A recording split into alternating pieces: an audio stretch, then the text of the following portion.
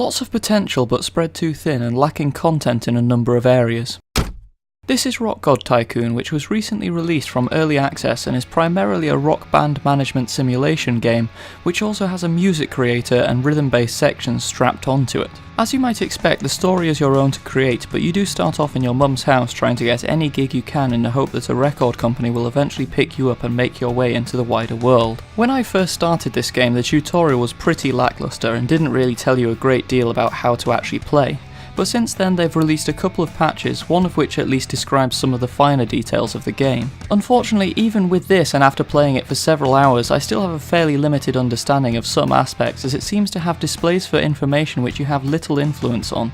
Mainly the band tension bars, which seem to cause my band to regularly punch each other, but it doesn't seem to really matter. The first thing to do when you start a game is to use your limited cash to go out and pick up some band members and ensure that you've got a full crew, being careful to choose the best value members while avoiding any of the negative traits. I found this out the hard way when my drug addicted colleague was causing the band to miss rehearsals and valuable gigs, losing me both time and money. Unfortunately, recruiting a new member means that they have no knowledge of the songs and they have to start from scratch. My first attempt at the game ended with my band borrowing money and eventually going bankrupt, which, while this is probably a realistic simulation for most bands, didn't make for the most promising example of the rock god lifestyle. After doing a little research on the best approach to the start of the game, I found that the key seemed to be to release huge amounts of songs and have them on regular rotation on the gigs you get access to keep the performances earning you cash and filling any gaps with busking. Once you get a car and a few locations to travel between, you can spend some spare time to let your band train up their skills, and you essentially rotate between doing gigs, busking and training on a loop for an hour or so until you get access to things like the recording studio, which is where the game really starts to kick in. The game cycle is okay for a while, but there seems to be little change in it. The numbers just gradually get bigger, your band reviews get better, and the general appearance of your band becomes more like your traditional image of a rock god. You essentially spend all of your time arranging your gigs and recordings for the coming week and making sure that you can make it from place to place in time while your band writes song after song, each of which you have to name and fulfilling any criteria on your current record deal. The songwriting element of the game is an easy to use system which uses bars of pre-recorded instrument clips which you can slot together to create something which resembles music.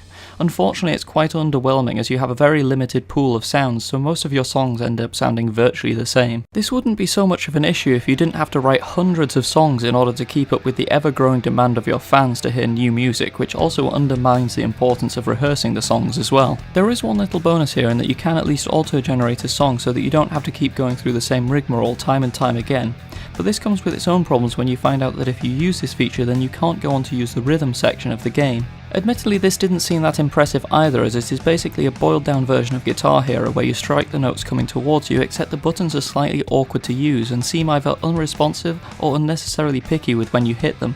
I couldn't tell which one, but it was hard to do. The only way I actually found it possible to use this mode was by setting the game to auto strum for me so that I could concentrate on hitting the notes in time with the music, and even struggled with doing this on easy, so God knows what the higher difficulties are like. The game seems to have quite a lot of different elements, as you can choose how you want to set up your stage with the position of your band members and props, but again it seems very limited in what you can actually do, as you only have 4 spots to swap your 4 members between, and the number of props available is tiny, with only a handful of both speakers and amplifiers to choose from, which boosts the impressiveness of the show your band will put on.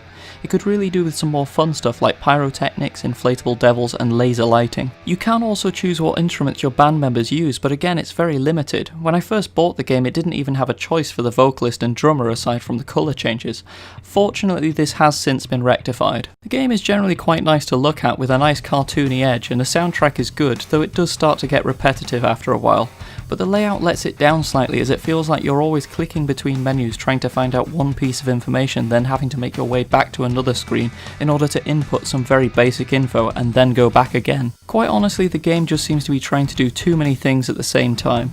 It's supposed to be a tycoon game. The creation of songs and a rhythm mode would have been nice, but in my opinion they should only have been added when the core gameplay was nailed down fully. It feels very much like a game with good intentions but spread far too thin. It lacks content in so many different areas, and I've also suffered 3 or 4 game crashes which fortunately haven't caused me to lose anything, though I did need to find a solution from the forum in order to recover my game at one point. I'm of the opinion that the game should still be in early access, as it isn't really complete and the developers are still very active too, They're working hard to add content and improve the game, but it should never have been released in this state. I can't recommend it at the moment, but it is potentially one to look out for in the future as it is consistently getting better as time goes by.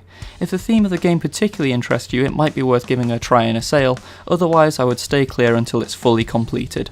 Rock God Tycoon is a jack of all trades, but a master of none.